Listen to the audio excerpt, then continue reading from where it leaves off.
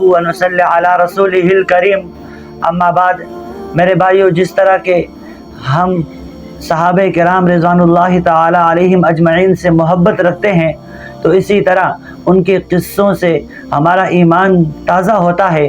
اسی مناسبت سے آج حضرت ربیعہ رضی اللہ تعالی عنہ کا قصہ ذکر کروں گا۔ حضرت ربیعہ رضی اللہ تعالی عنہ حضور صلی اللہ علیہ وسلم سے بہت ہی زیادہ محبت رکھتے تھے۔ اللہ کے نبی صلی اللہ علیہ وسلم جب مسجد نبوی میں رات کو نماز سے فارغ ہو کر گھر تشریف لے جاتے تو حضرت ربیعہ رضی اللہ تعالی عنہ نبی علیہ السلام کے گھر کے دروازے پر اس نیت سے پوری رات گزارتے تاکہ اللہ کے نبی صلی اللہ علیہ وسلم کو اگر رات کو کوئی ضرورت پیش آئے تو خدمت کرنے کے لیے کوئی نہ کوئی تو موجود ہو۔ اسی لیے حضرت ربیعہ رضی اللہ تعالی عنہ پوری رات اللہ کے نبی کے گھر کے دروازے کے باہر گزارتے۔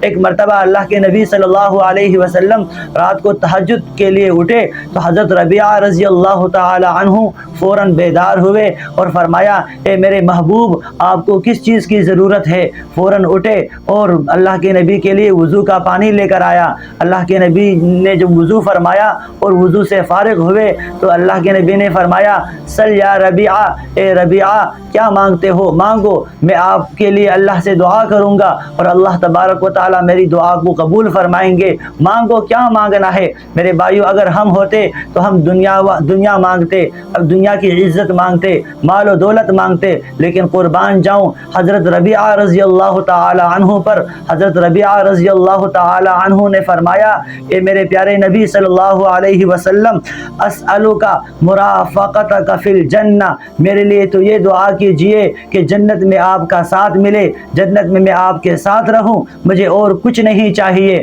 میرے بھائیو، اللہ کے نبی نے فرمایا، اعنی علی نفسک بکثرت السجود، اے میرے محبوب، اگر آپ میرے ساتھ چاہتے ہو کہ میرے ساتھ جنت میں رہے تو آپ کثرت کے ساتھ نوافل پڑھا کرو، اس سے آپ میرے قریب ہوں گے۔ اس لیے میرے بھائیوں، یہ ہم سب کے لیے پیغام ہے کہ ہم کثرت کے ساتھ نوافلوں کو پڑھنے والے ہوں، تاکہ اللہ کے نبی کے ساتھ ہماری معیت ہو جنت میں۔ اللہ تعالی ہمیں عمل کی توفیق عطا فرمائے، آمین۔